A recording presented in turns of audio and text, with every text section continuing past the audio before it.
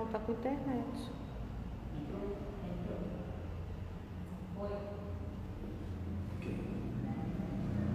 Muito bem. Boa noite a todos vocês.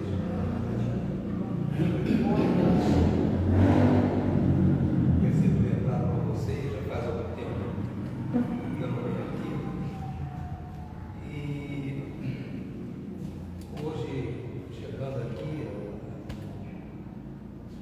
um conhecimento do tema, eu estava explicando às nossas irmãs que este é o último item deste capítulo 2. Meu reino não é deste mundo. E na realidade, trata-se de um depoimento. Isso aqui está com instrução dos espíritos, mas na realidade é um depoimento de um espírito que em vida foi uma rainha na França. Ou seja, deve ter sido rainha lá pelo século XVII, século XVIII, né? Isso aqui foi escrito no século XIX, deve ter sido rainha em 1600, 1700, uma coisa assim. E é muito importante o depoimento dela, eu vou ler para vocês, mas eu adianto que ela vai demonstrar nesse depoimento uma certa decepção que ela teve ao chegar à espiritualidade. E essa decepção dela é mais ou menos explicada neste próprio capítulo, mas no começo do capítulo. Talvez por isso a Kardec colocou esse depoimento no final, tipo assim, bom, olha só, as pessoas que não entenderam bem o que está no capítulo, não interpretaram o que é a vida futura, elas podem passar pela mesma decepção que esta rainha passou. Então vamos ver aqui o que ela nos diz aqui, a rainha de França. Diz ela aqui: quem melhor do que eu pode compreender a verdade destas palavras de Nosso Senhor? O meu reino não é deste mundo. O orgulho me perdeu na terra. Quem, pois, compreenderia o vazio dos reinos da terra se eu não o compreendi? Então ela está mostrando quem é que pode compreender o vazio que é o poder aqui na terra, se ela mesma, uma rainha, não compreendia isso.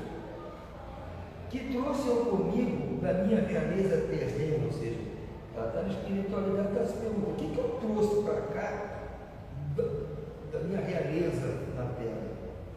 Daquilo tudo eu não trouxe nada, absolutamente nada.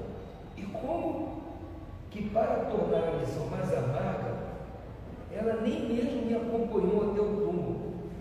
Rainha entre os homens, como rainha, julguei que penetrasse no reino dos céus. Que desilusão! Ela achava que por ser rainha, ela ao morrer, ela ia direto para o céu, porque possivelmente ela já é religião católica ou protestante, principalmente católica, e achava, como era ensinado, que a pessoa quando morre vai para o céu, vai para o inferno. Ela sendo rainha, bom, eu sou uma rainha, como é que eu vou para o inferno? Eu rainha, eu vou para o céu, quer dizer, eu não estava vendo que o céu, se existisse o céu, é para as pessoas que cumprissem a lei de Deus. Mesmo sendo católica, ela tinha que entender isso. Não tinha nada a ver com que ela tivesse de dinheiro no bolso, de colares de prata, de ouro, não adiantava nada. O céu, mesmo na concepção dos católicos, evangélicos, é para quem cumpre as leis de Deus aqui, não é para quem tem dinheiro. Mas ela já não entendia, se ela achava que por ser rainha, ela estava com o passaporte carimbado para ir para o céu. Que desilusão, que humilhação, quando em vez de ser recebida aqui, igual uma soberana, via acima de mim, mas muito acima, homens que eu julgava insignificantes e aos quais desprezava por não terem sangue nobre. Então ela encontrou lá espíritos encarnados de pessoas que aqui em vida ela desprezava. Pode ser um serviçal, um camponês, ela desprezava porque eles não tinham sangue nobre, não eram da realeza, não eram da nobreza, não era conde, visconde, ou o que seja. Então ela chegou lá e viu essas pessoas numa situação muito mais elevada do que ela. Então ela diz aqui: Eu só não compreendi a esterilidade das honras e grandezas que se buscam com tanta avidez na terra. Para se conquistar um lugar neste reino, no reino dos céus, são necessárias a abnegação, a humildade, a caridade em todas as suas celestes práticas, a benevolência para com todos. Não se vos pergunta o que foste, nem que posição ocupaste, mas o bem que fizestes e as lágrimas que enxugaste. Ela só tomou conhecimento disso ao chegar lá e ver que, mesmo tendo sido caída aqui ela estava lá embaixo. Estava lá embaixo. E aqueles que estavam acima dela foram essas pessoas que praticaram a humildade, a caridade, a benevolência com todos. Essas pessoas, sim, é como diz Jesus, que nós temos que buscar os tesouros no reino dos céus. É lá que nós temos que ter tesouros, não aqui na terra, que os tesouros aqui, os ladrões roubam, abraçam o ferrugem e consomem.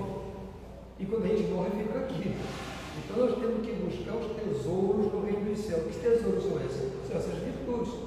Ela não tinha esta noção. Nós só estamos vendo a situação que ela se encontrou lá.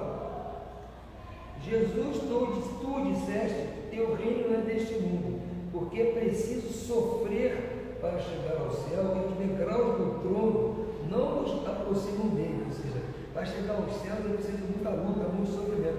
E os degraus do trono não levam você para o céu. No máximo, você leva até o trono. O trono geralmente fica mais alto, não é verdade? É que nem eu estou aqui acima. Estou no meu trono aqui. Um degrauzinho mais pouco. O trono dela fica alto, um degrauzinho para subir. Então, aqueles degraus não são aqueles degraus que vão levar para a espiritualidade no lugar bom. E sim, a sofrimento, a luta, a batalha. Os homens correm atrás dos bens terrenos como se pudessem guardá-los para sempre. Aqui, porém, já não há ilusões. Logo, eles percebem que se agarraram a uma sombra e desprezaram os únicos bens reais e duradouros, os únicos que se aproveitam da morada celeste, os únicos que lhes podem abrir as portas do céu, ou seja, os tesouros que Jesus se referiu, os tesouros que nós temos a herdar no reino dos céus. Tende piedade dos que não ganharam o reino dos céus, ajudai-os com vossas preces, pois a prece aproxima o homem do Altíssimo, é o traço de união entre o céu e a terra, não os esqueçais. Então, ela está nos exortando a orar por essas pessoas que, como ela, quando estavam em vida, não entenderam o espírito da coisa. O português fala isso, eles não entenderam. Então, quando vai para a espiritualidade, é uma decepção muito grande. Para nós que somos plebeus, que não temos sangue nobre, estamos acostumados aqui com uma dureza, a gente até não estranha muito. Se chegar no céu, o negócio foi bem complicado. Mas para quem é uma rainha, gente, imagina uma rainha naquela época, com tudo que é serviçal, escravo, as melhores roupas, comidas, carruagens. De repente vai para a espiritualidade. Não tem nada mais disso. Como é que fica a cabeça dessa pessoa? Deve ser muito duro, deve levar décadas, talvez séculos, para ela entender o que aconteceu. Essa aqui levou pouco tempo, porque ela escreveu isso aqui em 1863. Se ela foi rainha 100 anos antes, por exemplo, é pouco tempo, 100 anos de espiritualidade. Pouco tempo.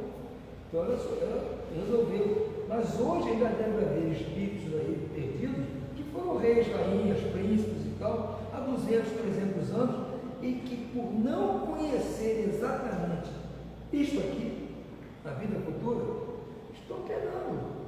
Eu estava conversando aquelas aqui antes da gente começar, que eu considero este capítulo aqui, e principalmente esses dois itens aqui, o item 2, a vida futura, e o item 4, o ponto de vista, como um marco a partir do qual a nossa vida muda. Se a gente entender isso, a nossa vida muda.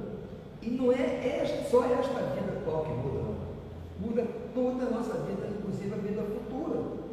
Porque eu estou falando para vocês que vocês sabem que existe vida futura. Vocês são espíritos cristãos. Vocês sabem que a vida não termina no túmulo. Então, para a gente pode parecer muito fácil isso. Então, o que é uma coisa tão simples, né?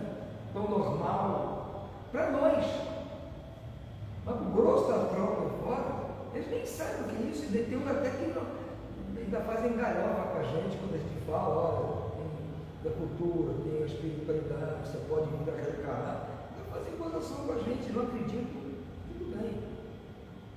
Então essas pessoas estão levando uma desvantagem muito grande em relação a este conhecimento que, graças a Deus, graças a Allan Kardec, nós já temos o conhecimento que existe uma vida futura, porque foi essa a tarefa de Jesus aqui na Terra, resumindo tudo que está nos Evangelhos, foi isso, nos dizer, a boa nova que ele trouxe, né? O Evangelho quer dizer boa nova, no grego. Essa boa nova é essa, olha, gente, não existe só esta vida que vocês estão vivendo, existe uma outra vida para a qual vocês têm que já planejar como vai ser. Como é que vai ser essa vida depois? Vocês estão pensando nisso? Ninguém aceitava isso, como muita gente não aceita. Mas quando a gente entende que existe isso, a gente toma uma consciência diferente. Porque a gente passa a, tipo assim, até se policiar com certas coisas que a gente está acostumado a fazer e percebe que não dá mais para fazer. Porque isso vai estragar o nosso futuro, o nosso comprometimento. Aqui no item do ponto de vista, ele fala claramente, Kardec, a ideia clara e precisa que se faz da vida futura dá uma fé inabalável no futuro. E essa fé tem consequências enormes sobre a moralização dos homens, porque muda completamente o ponto de vista sobre o qual eles encaram a vida terrena. Ou seja, quando você entende que não é só esta vida que vale a eternidade, a eternidade, você quase que é forçado a mudar moralmente falando. Que você sabe que, como ela falou aqui, não adianta você buscar todos os bens terrenos, não vai ter serventia nenhuma, nem na espiritualidade, nem numa eventual próxima encarnação. Não vai ter benefício nenhum. Vamos supor que eu tivesse no século XVII um homem rico, digamos, de carruagens, cavalos, carruagens. Eu pudesse trazer essa minha fortuna comigo. Morri, vou reencarnar, minha fortuna está ali guardada. O que eu ia fazer com um monte de carruagem hoje em dia aqui? Não, fala sério. Eu tenho aqui um grande lugar onde eu guardo meus cavalos, tenho meus escravos. Eu seria processado se eu tivesse escravo. Eu me prender. Então, não tem cabimento, mas essas pessoas que não acreditam em vida futura, não estão nem aí. Eles não estão se preparando para a vida eterna. Essa é a grande que Kardec fala, quem tem entendimento de que é a vida futura, já se prepara e é forçado a se mudar moralmente falando. Há coisas que eu não posso mais fazer, porque eu sei, se eu fizer isso, vou me trombicar no futuro. Eu tenho que me moderar aqui, eu tenho que parar as coisas, mudar meu comportamento. É claro que eu não consigo mudar tudo da noite para o dia, mas eu já estou com aquele esforço de ir melhorando. E outra vantagem que tem, quando a gente conhece que há a vida futura, uma das coisas com as quais nós temos mais dificuldade de lidar é o tempo. Então, eu quero resolver meus problemas todos aqui. Qualquer problema que eu tiver, qualquer ordem, de saúde, dinheiro, relacionamentos, eu estou cheio de problema. Eu preciso de tempo para resolver esses problemas. E não tem, às vezes, não vai dar. Não vai dar. Por exemplo, se eu tenho um problema sério com uma pessoa que eu gosto muito, não consigo resolver, aí a pessoa morre. Não resolvi o problema. Eu sou uma pessoa muito com dificuldades financeiras. Não consegui resolver. Morri, acabou, mas deixei um monte de encrenca para os outros assumirem. Não deu tempo, mas não deu tempo para eu resolver. Qual é a vantagem que tem existência na vida futura? Eu tenho a eternidade para resolver os meus problemas. Eu não tenho a sofreguidão de ter que resolver todas as minhas encrencas agora. É o que acontece em quem acredita só no céu e no inferno. Apesar de que essas pessoas que acreditam nisso não pensam assim. Porque se elas pensassem assim, não estavam aprontando aí como todo mundo apronta. Todo mundo aqui na Terra encarnado apronta, nem tem um santo aqui. Todo mundo apronta. Mas, se você saber da vida futura, coisa que você tenta maneirar, usar prontos, está tentando se moralizar. Agora, a pessoa que é o céu e o inferno, ele não tem noção.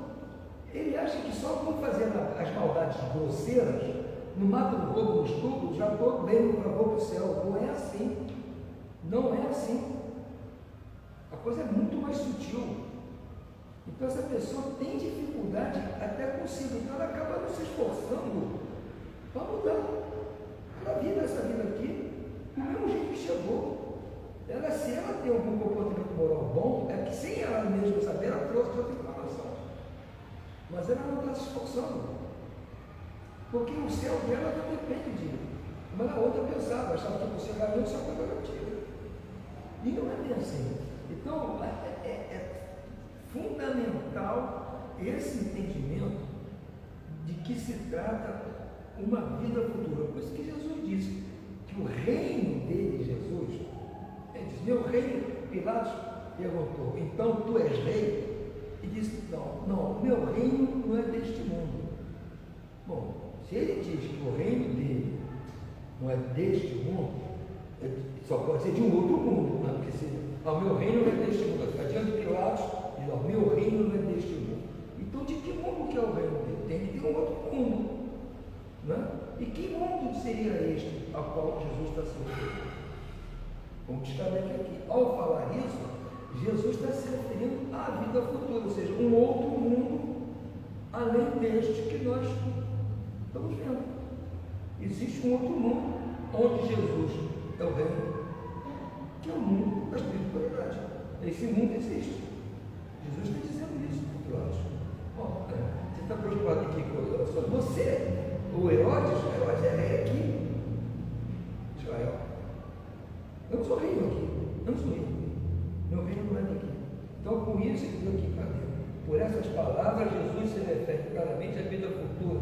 Ele apresenta em todas as circunstâncias como a meta que se destina à humanidade e como devendo constituir objeto das principais preocupações do homem na terra. Ou seja, Jesus, quando respondeu São Pilatos, estava nos dizendo que existe a vida futura e que ele nos apresenta isso em todas as circunstâncias como a meta a que se destina a humanidade. Quer dizer, nós, humanos, temos que ter como meta esse reino que Jesus é o rei.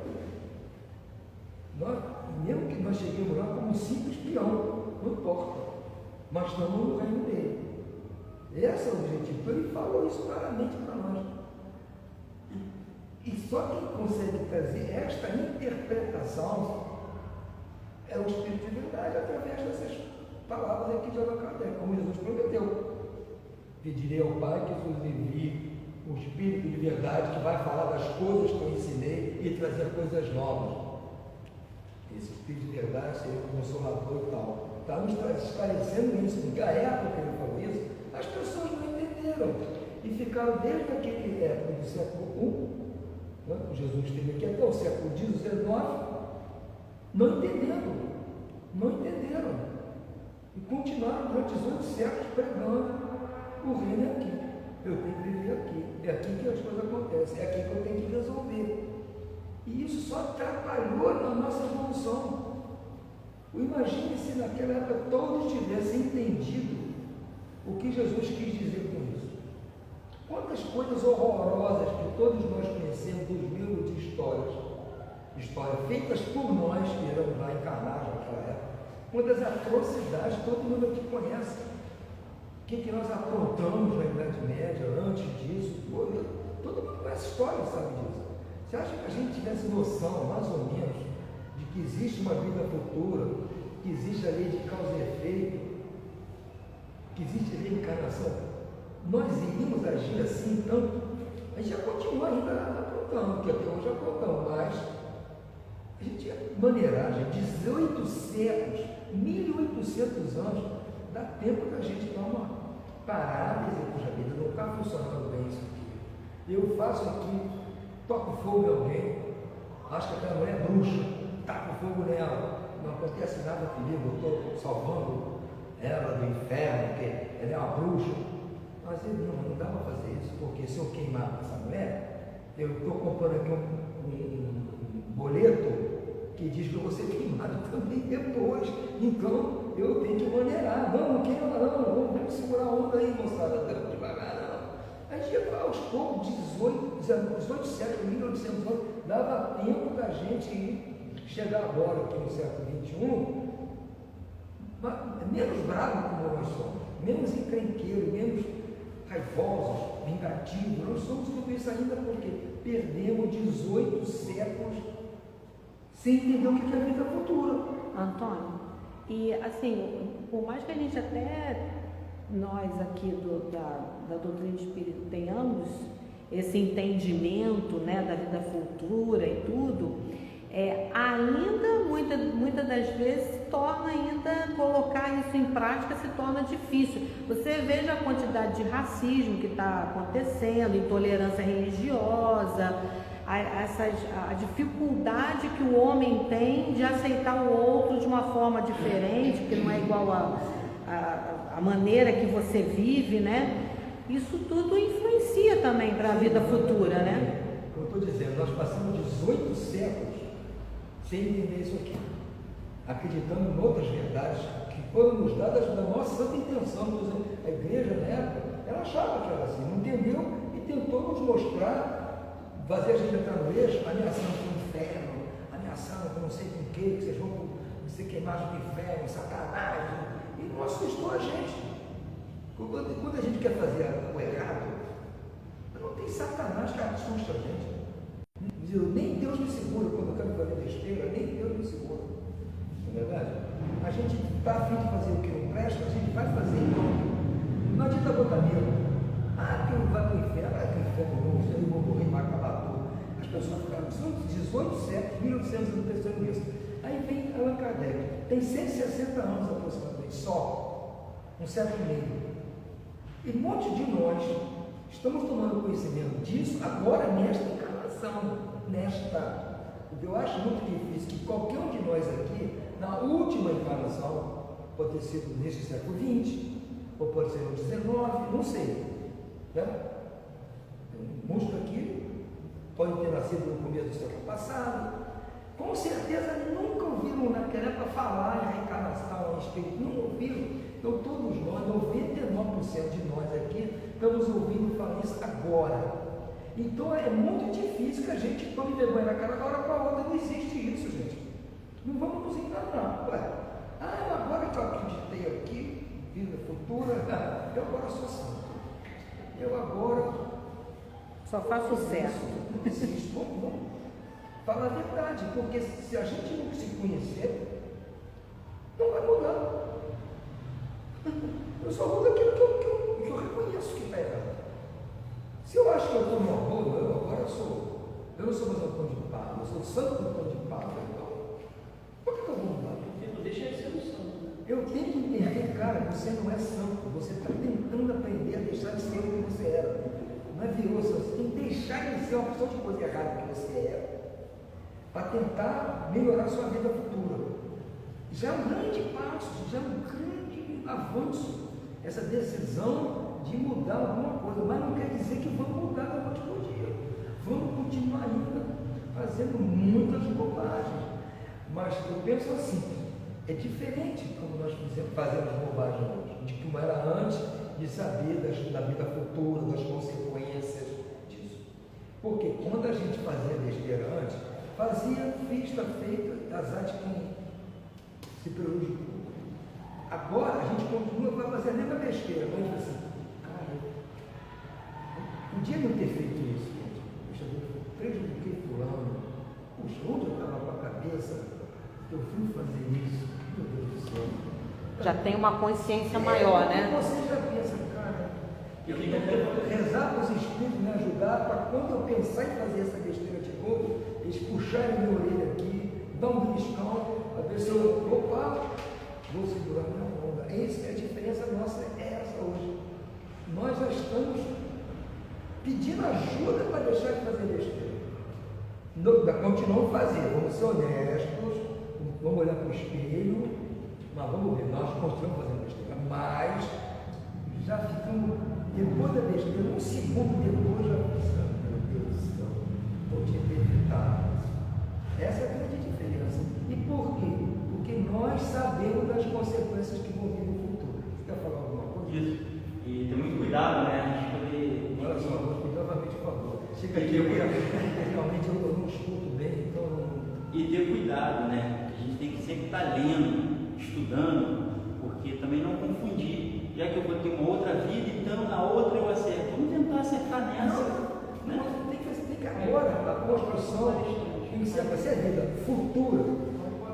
Se eu deixar sempre para o futuro, eu não vou resolver. Isso. Porque eu vivo no presente, eu não vivo no futuro. Isso. Eu não vivo no futuro. O futuro é uma coisa imaginativa. O futuro, como diz o Deus, pertence. Ou seja, o futuro está sendo criado agora. Ah, não, no futuro não. O que é futuro? Quando se chegar lá é presente. Ele é mais futuro. Daqui a 10 anos eu resolvo. Daqui a 10 anos é presente. Não é presente, né? O futuro é sempre depois. Então não adianta dizer que no futuro eu resolvo. Não. Você tem que hoje, mesmo que você não consiga resolver hoje. Não pode também estar, meu Deus do céu, eu não consigo. Só para ter uma ideia do que eu trouxe aqui para conversar com você, até bom lembrar isso aqui. Essa passagem aqui do livro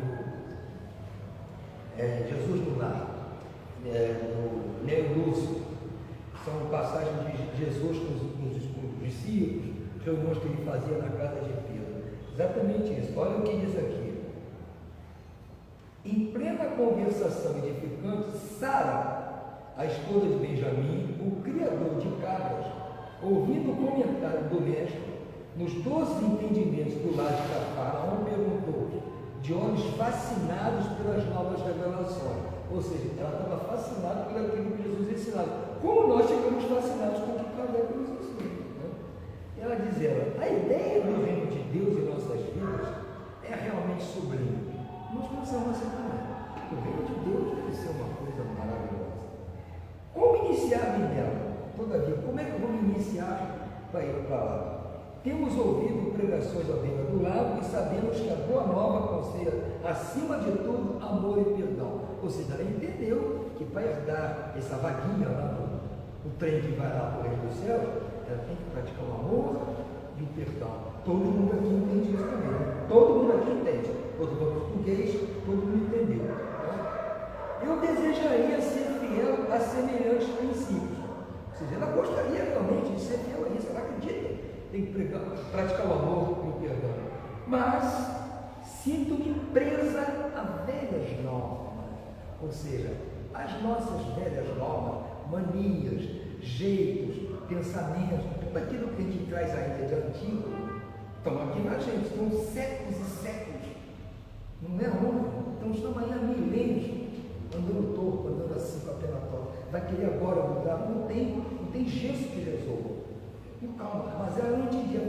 Eu compreendo o que Jesus fala, mas eu não consigo. Eu estou presa às coisas minhas, meu jeito antigo. Não consigo desculpar os que me ofendem. Não entendo uma vida em que troquemos nossas vantagens, ou seja, as coisas materiais, pelos interesses dos outros. Quer dizer, entendi que tem que praticar o perdão, mas não consegui ainda entender por que eu tenho que desculpar os que me ofendem. Ela sabe que praticar o perdão, mas não entende que tem que perdoar quem ofende. Que eu tenho que trocar minhas coisas, minhas vantagens pelo interesse dos outros. Eu sou apegado aos meus bens e ciumenta de tudo o que aceito como propriedade minha. Ou seja, ela estava apegada às coisas materiais, como todos nós estamos. Ele não tem que dizer que não está. Não vamos nos enganar, todo mundo está apegado a uma série de coisas materiais ainda. Faz parte do nosso processo. A dama confessava-se com simplicidade, não obstante o sorriso desapontado de quem encontra obstáculos quase invencíveis. Ou seja, vai ficar assim, eu entendo o que Jesus quer, mas não consigo botar em prática. Parece a gente, né? Aí Pedro fala para ela, não, para isso é indispensável que você tenha boa vontade. Quer dizer, falou a voz da sabedoria, como que fosse fácil. Eu acho que eu tenho boa vontade que eu já vou virar santo. Aí veio a esposa do Pedro. Com fé em nosso Pai Celestial, atravessaremos os tropeços mais duros. Isso é bonito de ouvir, gente. Mas por mais fé que eu tenho em Jesus, eu continuo tropeçando. É capaz de eu sair daqui, botar meu carro pneu olhado ali e soltar os cachorros todos aí. Não adiantou, Jesus não vai me ajudar. Eu vou tropeçar. Ué. Em todos os presentes transparecia a sua expectativa quanto ao pronunciamento do Senhor Jesus, que falou em seguida longo silêncio. Aí ele fala assim: sabe, diz uma coisa para mim, qual é o serviço fundamental na sua casa? O marido dela é criador de cabras, né? É criação de cabras. Aí Jesus: como tu procedes para conservar o leite inalterado e puro o benefício doméstico? Como é que você faz para conservar o leite? Ah, Senhor, antes de qualquer providência, é imprescindível lavar cuidadosamente o vaso em que ele será depositado.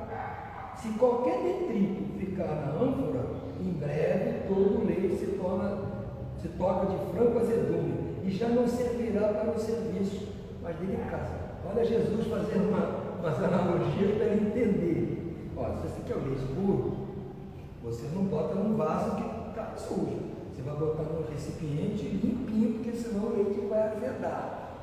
Então, segue Jesus. Assim é a revelação celeste, o conhecimento no coração humano. Se não purificarmos o vaso da alma, este conhecimento, essa revelação, não obstante seja superior, confunde-se com as sujidades do nosso íntimo, como se degenerando, reduzindo a proporção dos bens que poderíamos colher. Então, por exemplo, veja bem, é a mesma coisa que o nosso coração. Nós recebemos a mensagem bonita que você achou, de amor, perdão, jogando no seu coração. Mas se o seu coração lá tiver umas sujeirinhas, o que vai acontecer com essas maravilhosas coisas que você está recebendo?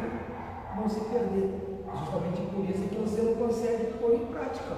As velhas coisas contaminam toda essa beleza que se diz estar recebendo nos ensinamentos.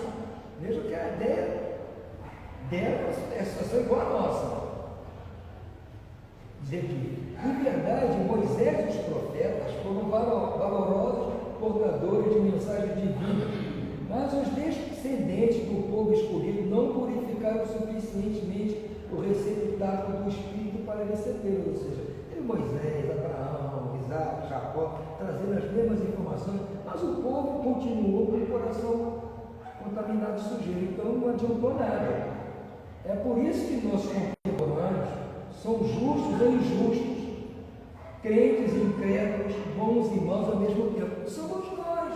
Nós ao mesmo tempo somos justos e injustos, crédulos e incrédulos, bons e maus. Nós por quê? Nós somos bons porque tentamos botar em prática isso que aprendemos.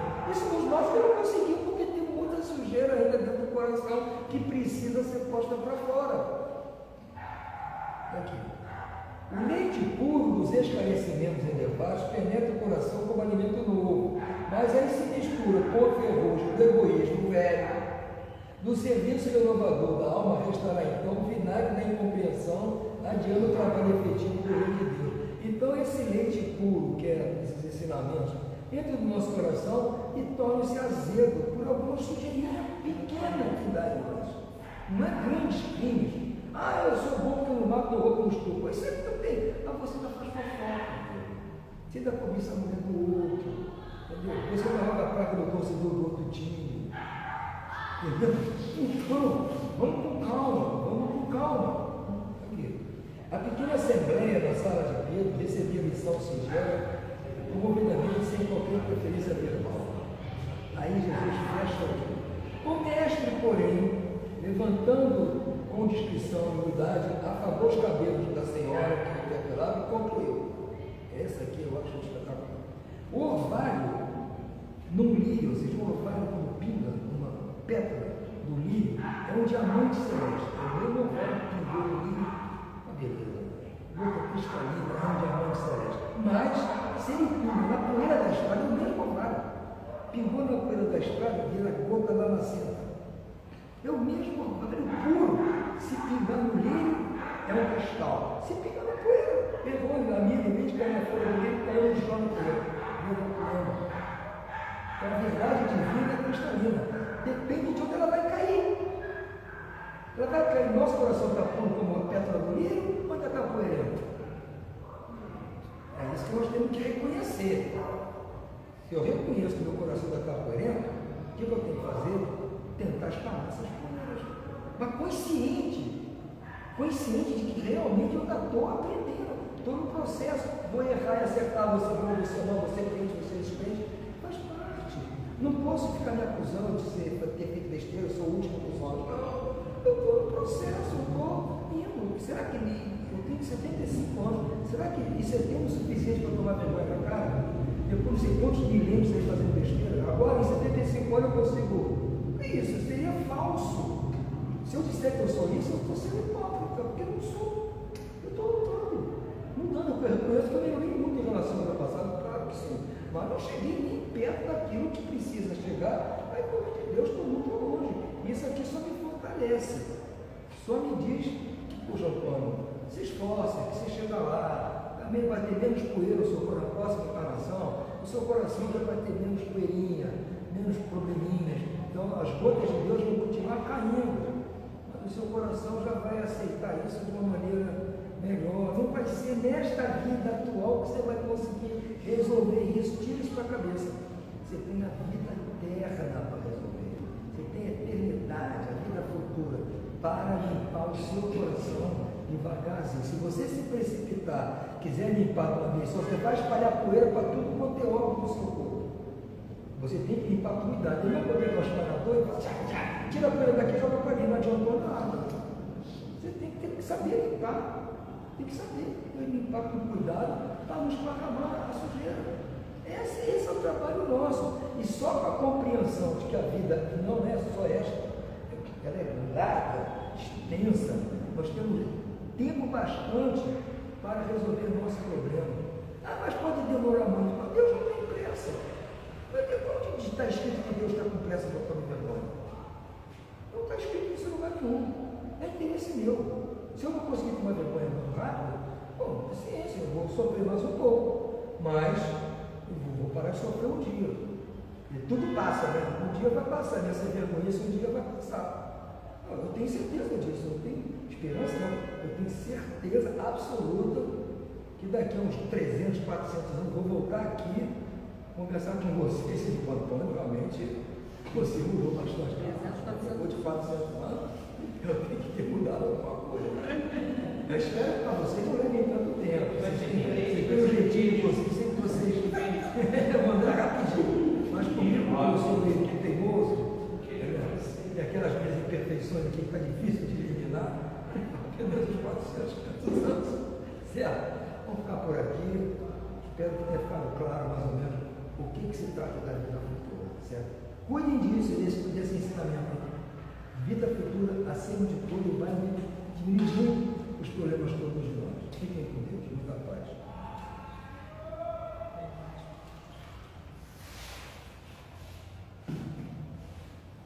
Obrigada, Antônio. Muito bom mesmo, hein? A gente não pode usar o espanador, vamos comprar um aspirador de pó.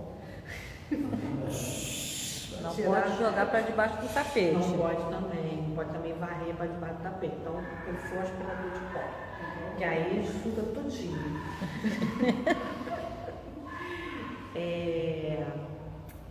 Então, vamos agora para a nossa segunda parte. Nós vamos fazer a prece, depois vamos ter o passe. Quem não quiser receber o passe, como toda terça-feira a gente fala, não é obrigatório, é só chegar para o trabalhador e falar que não deseja, sem problema algum. E após o passe, nós temos a água fluidificada ali na recepção, que também só quem quiser, tá bom? Mas antes disso, da prece, a gente quer falar um pouquinho aqui das nossas atividades da casa.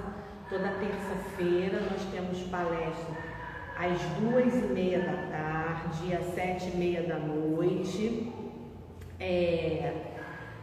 Nas quintas-feiras nós temos o estudo do Evangelho segundo o Espiritismo, mas nessa quinta nós vamos ter um estudo especial que vai falar sobre perdas de pessoas amadas, mortes prematuras, e quem vai fazer essa colocação vai ser a Cristiane e a Priscila. né? Todo mundo que é do Grupo Espírita Nosso Lar conhece a Cristiane, do sábado, e a Priscila também, que está toda quinta-feira aqui. E só gente boa, estamos convidados, vou estar aqui também para assistir aí e dar maior força aí para nossas amigas, tá? No sábado nós temos a evangelização infantil, que começa às 9 horas e vai até às 11h30. 11h30 começa um estudo do Livro dos Espíritos, que nós estamos no início, nós estamos ainda na introdução, então quem quiser participar vai ainda pegar no comecinho, não teve nem a primeira pergunta. E após, por volta das meio-dia, começa a nossa mocidade espírita, com os nossos jovens. Então, terça-feira, quinta-feira, sábado, também nós temos as nossas campanhas, fazemos campanhas do quilo, porque nós todos os meses nós distribuímos cesta de alimentos para algumas famílias assistidas. Hoje nós não temos muitas famílias porque nós não temos muitas doações, então nós temos um cestinho ali na recepção. Quem puder fazer uma doação, trazer 1 quilo de um alimento não perecível, nós ficaremos muito agradecidos. No nosso jornalzinho, o nosso informativo mensal, tem até uma listinha. Do lado da água fluidificada, quem for para recepção vai ver que nós temos o jornalzinho de maio, né, o informativo de maio, e tem a listinha lá na última página dos alimentos não perecíveis que nós doamos para as nossas famílias assistidas com muito carinho, com muito amor, tá bom? Então esses são os nossos comunicados. Queremos agradecer sempre a presença de todos, de forma presencial, as pessoas que estão também de forma do virtual, e vamos fazer a nossa prece. Sempre agradecendo ao Pai. Obrigada, Senhor, por mais esta oportunidade, essa escolha de estarmos aqui, para que possamos ter a oportunidade de escutar mais um pouco dos teus ensinamentos, um pouco que a doutrina espírita vem para nos trazer, para que possamos assim, Senhor, termos o caminho da nossa evolução, o caminho da vida futura, como foi passado hoje aqui pelo nosso irmão. Senhor, que essas vibrações que aqui se faz possam estar acompanhando a todos nós de volta para a nossa casa, para a nossa família, que possa estar também indo para o nosso trabalho, a nossa vizinhança, que a gente possa passar uma semana até a próxima terça-feira envolvidos com a sua luz, a sua energia, que seguindo os teus caminhos, seguindo os passos de Jesus. Esteja sempre conosco, Senhor, que assim seja, graças a Deus.